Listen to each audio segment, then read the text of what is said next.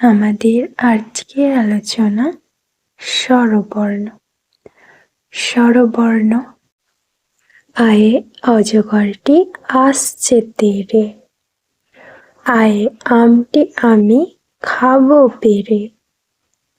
হর্ষে ইঁদুরছানা ভয়ে মরে, দীর্ঘয়ে ঈগল পাখি পাছে ধরে।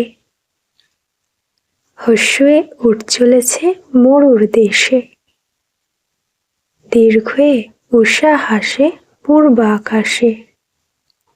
রে ষড় ঋতুর দেশ বাংলাদেশ, লিয়ে লিকার যেন ডিগবাজি খায়।